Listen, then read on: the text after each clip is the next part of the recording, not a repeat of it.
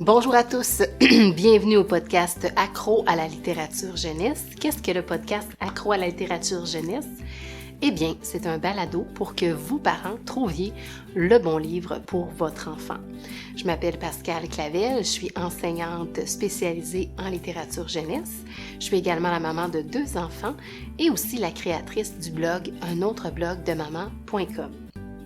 Alors, merci de me choisir, merci de passer du temps avec moi pendant que vous pliez une brassée, que vous rangez les lots de cuisine ou que, bref, que vous vaquez à vos occupations de parents. Alors, si vous êtes une professionnelle de l'éducation, vous êtes également le ou la bienvenue. Et aujourd'hui, je vais vous parler dans cet épisode d'albums jeunesse sur le thème de l'hiver. Vous savez que je vous ai partagé un article complet sur ce thème-là, comprenant 40 livres jeunesse sur ce thème, mais j'ai reçu des services de presse un petit peu après.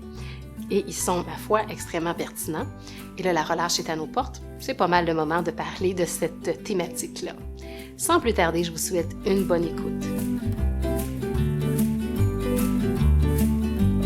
Bonjour les accros. Alors oui, le thème de l'hiver, j'avais très hâte de vous parler de ces livres-là. J'en ai 6 à vous présenter aujourd'hui. Vraiment, ce sont des livres qui aident l'enfant et le parent à apprécier cette saison plus froide, peut-être moins intéressante pour certains enfants, puis même pour nous. Il faut s'habiller, c'est plus long. C'est comme une entreprise, des fois. Plus les enfants sont jeunes, plus on voit ça comme une grosse entreprise, des fois, de sortir. Il y a les virus qui nous pourrissent la vie aussi par-dessus. Alors, je pense que c'est tout indiqué pour la relâche de réapprendre à aimer l'hiver. Alors, je vous présente aujourd'hui Un câlin de pingouin de Ross Montgomery et Sarah Warburton aux éditions Scolastiques. Je vous l'avais mis dans la liste de Saint-Valentin, mais comme ce sont des pingouins et qu'on est vraiment dans un univers là, hivernal, même ultra froid, là, je vous dirais probablement en Arctique, bien j'avais envie de vous le présenter pour le thème de l'hiver aussi. Donc c'est l'histoire de petits pingouins qui sont sur une banquise et qui se donnent un câlin de pingouin la nuit. C'est réellement ça. Les pingouins, pour se réchauffer, ils se collent, ils forment un peloton. Et malheur, ils vont rester collés ensemble là, durant la nuit. Et par la suite, ils vont décider de se rendre dans une grande ville. On devine que c'est New York. Puis ils vont essayer de se faire aider pour se faire décoller. Donc, ils vont rencontrer une série d'animaux, ça foisonne, les pages sont magnifiques, c'est plein de petits détails, plein de personnages animaux, comme dans les livres jeunesse de notre enfance. Il y a un trait de crayon qui évoque beaucoup les illustrations de notre enfance, là, dans les années 80-90. C'est vraiment particulier. Si vous mettez le doigt sur cette particularité-là, j'aimerais que vous me l'indiquiez en commentaire parce que vraiment, j'avais l'impression de me retrouver dans un album de mon enfance.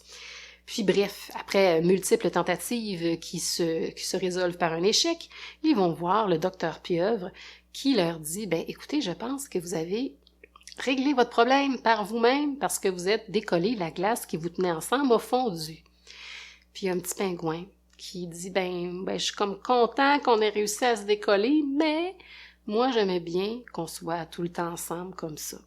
Donc ils vont lui dire, ses congénères vont lui répondre que il peut toujours, mais toujours demander un câlin de pingouin. Et la scène finale, la dernière page est merveilleusement belle parce que là, tous les animaux de la ville se donnent un câlin de pingouin. Je sais pas pour vous, mais moi, dans ma famille, on dit ça, câlin de famille, quand les 4, on se colle ensemble et qu'on veut vraiment se recentrer. Donc, vous pouvez transformer ce moment-là, vous aussi, si vous le faites, en câlin de pingouin.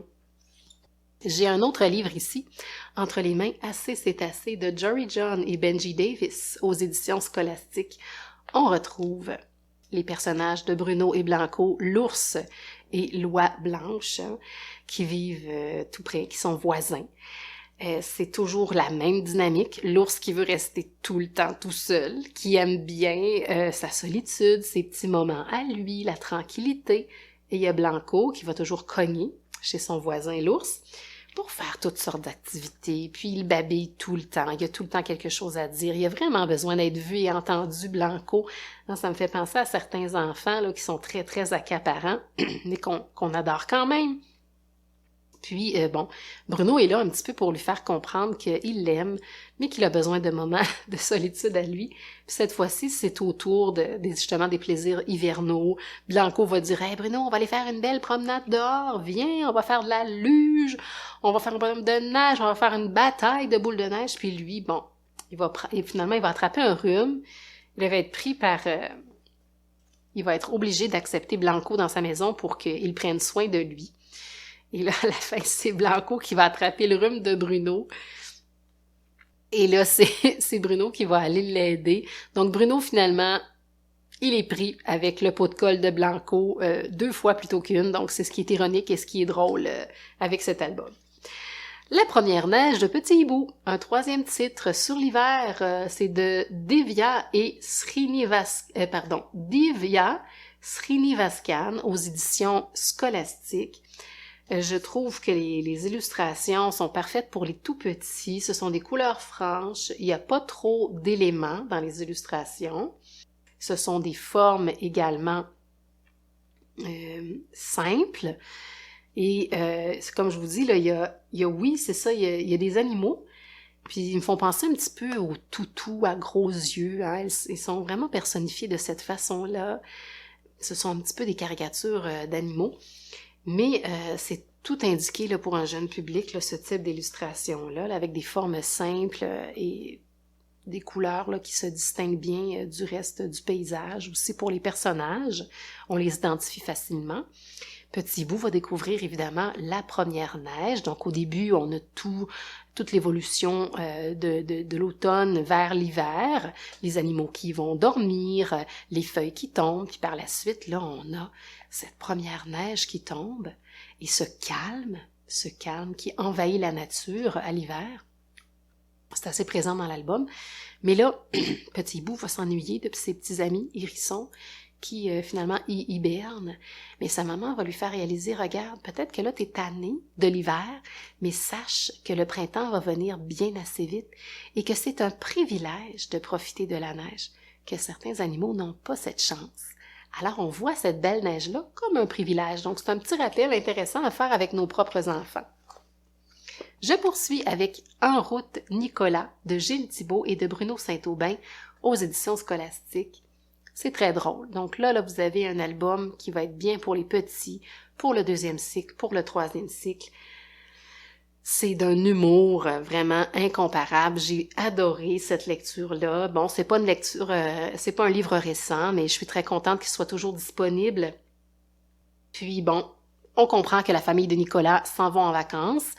On comprend par une seule illustration que c'est peut-être les vacances de Noël, mais ça s'adapte très bien pour la semaine de relâche ou toute autre sorte de week-end ou de vacances hivernales pour vous.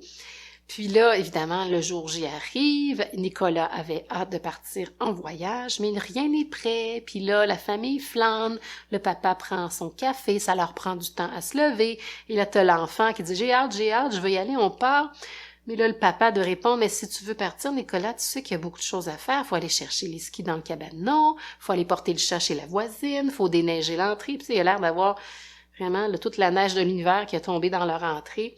Donc, ça a vraiment l'air d'une épreuve épouvantablement grande afin de se rendre au fameux départ. On a hâte avec le personnage à ce départ-là. On est découragé avec lui devant tout ce qu'il y a à faire.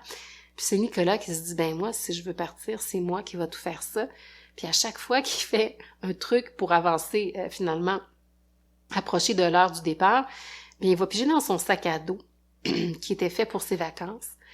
Puis finalement, il va vivre toutes les activités qu'il était censé vivre en vacances pour les préparatifs. Hein. Il va faire de l'escalade pour aller chercher le chat dans l'arbre. Il va prendre sa planche à neige pour aller à l'épicerie, pour aller plus vite, pour aller acheter des provisions. Donc, c'est très drôle. Puis il arrive dans la voiture, tout le monde est souriant, tout le monde est bien, zen. Puis il y a Nicolas qui, lui, là, fait comme un marathon avant de partir. Puis qui dit tout bonnement, ben je vais profiter des vacances pour me reposer, moi. Donc, c'est très drôle. Et c'est surtout vraiment là très près de notre réalité, je trouve, des fois. Hein? Mais des fois, c'est pas vraiment l'enfant qui fait tous les préparatifs. C'est nous qui arrivons dans la voiture complètement vidée avant même l'heure du départ. Donc, moi, je me suis beaucoup reconnue dans le personnage de Nicolas. Je poursuis avec Les Colombes de neige de Nancy Artry et de Gabrielle Grimard aux éditions Scolastiques. Gabrielle Grimard, c'est pas la première fois que je vous en parle, c'est une artiste de chez moi, de l'Estrie. Elle fait des illustrations douces magnifiques, un trait un peu brouillon, des couleurs sous forme un peu d'aquarelle. Donc ce trait diffus-là, ce côté justement diffus et plus pâle que l'on retrouve dans les illustrations à cause de l'eau, de l'aquarelle, eh bien, ça cadre parfaitement avec un univers de neige où, on est dans un univers un petit peu comme... On se retrouve un petit peu comme dans un globe, je trouve, à l'hiver. Il y a tous les bruits également qui semblent atténués, il y a un calme qui s'installe, malgré même des fois le fait qu'il y ait plusieurs personnes dans la forêt ou dans le sentier, la neige a cet effet un peu apaisant. Et bref, il y a quand même un petit peu moins de bruit en forêt, il y a beaucoup d'animaux qui sont partis. Alors voilà, donc dans Les Colombes de neige, là on parle des plaisirs de l'hiver qu'une petite fille va faire découvrir à un enfant immigrant. Donc on a vraiment plusieurs angles que l'on peut prendre pour exploiter cet album-là. Ça peut être l'immigration, ça peut être, oui, les réfugiés, ça peut être les plaisirs de l'hiver, l'amitié, l'entraide, l'altruisme, parce que la petite fille au départ, elle va dire « Ah, maman, il n'y a pas de vêtements chauds, alors il faut lui en prêter parce qu'il vient d'un pays plus chaud, il vient tout juste d'arriver. » Ce qui m'amène à vous donner une information de la plus haute importance sur Les Colombes de neige, c'est que c'est un album sans texte, mais les images parlent tellement d'elles-mêmes que vraiment c'est très facile de raconter cette histoire-là, et je le dis et je le redis, les albums sans texte, on a intérêt à les faire entrer dans notre bibliothèque familiale, à les faire entrer dans notre bibliothèque de classe, parce que le fait d'enlever le facteur texte de la lecture fait en sorte qu'on est en train de dire à l'enfant « Regarde à quel point les illustrations sont importantes pour comprendre ce qui se passe dans l'album jeunesse, dans ce type de lecture-là. » Donc, ce n'est pas négligeable là, d'en avoir à la maison ou en classe. Puis ça va bien se terminer, le petit garçon va se laisser gagner, justement, puis ils vont faire dans la neige des colombes de neige, ou les fameux anges que l'on fait, nous. Eux, ils vont appeler ça des colombes de neige, on va le comprendre avec les illustrations. Donc, il y a le symbole de la paix.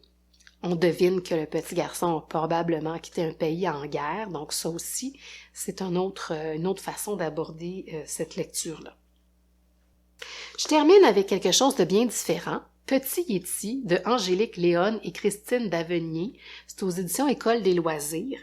Donc là, oui, il y a un petit clin d'œil à la fête de Noël, mais le Yéti, c'est tellement un personnage hivernal par excellence. J'adore tous les albums jeunesse dont le personnage est un Yéti. Je pense même que je vais faire un réseau littéraire pour l'année prochaine sur ce sujet-là. Puis, alors, il vit le petit Yéti en montagne dans cette histoire-là, dans Petit Yéti, avec ses parents. Donc, c'est un beau petit trio qui est très solitaire, dans le fond, un trio très solitaire. Le papa et la maman sont un petit peu artistes, ils font chacun leurs petites occupations. Petit Yéti, lui, fabrique des jouets. Donc là, vous me voyez venir. Puis bon, malgré que les parents lui ont dit « Tu vas pas au village, tu vas pas voir les humains, ils sont dangereux », bien, il va finir par y aller, évidemment, trop curieux, comme bien des enfants, mais il ne va pas descendre au village n'importe quand. Ça donne que c'est la nuit de Noël. Il va pénétrer dans une maison, il y a un petit garçon qui va descendre au même moment, il va voir le splendide sapin, il se demande ce que c'est, mais là, le petit garçon, il le prend pour un petit Père Noël, parce que les Yétis, c'est poilu, hein? Il y a une grande barbe et tout, une grosse barbe. Et puis là, le petit garçon va lui lire une histoire. Hein? Il va tout simplement lui raconter son histoire de Noël préférée, comme s'il racontait une histoire sur les genoux du Père Noël, hein? Une histoire qui le fait vibrer. Donc, petit Yéti, il y a comme un petit moment, un moment épiphanique. En fait, c'est un grand moment. Et là, il se rend compte qu'il ne fabrique pas des jouets pour rien. Parce que le personnage du Père Noël va l'inspirer, il va dire « Ah, moi aussi, l'année prochaine, je vais distribuer les jouets que je fabrique. » Donc, ça se termine comme ça, c'est tout mignon, c'est tout simple. Donc, vous pouvez garder cette lecture-là pour Noël prochain, vous pouvez la lire durant l'hiver également. Alors, c'est déjà tout pour aujourd'hui. Je vous invite à consulter le blog, un autre blog de maman, parce que tous les épisodes de podcast y sont et vous avez en plus la liste de tous les titres présentés dans chaque épisode. Donc, vous n'avez pas à prendre de notes, à chercher. Je vous le dis souvent, mais je le redis là en fin de vidéo. Abonnez-vous aussi à votre plateforme d'écoute préférée, que ce soit Spotify, Google Podcast, Apple, Amazon. Je suis également sur ma chaîne YouTube et je vous dis à la prochaine.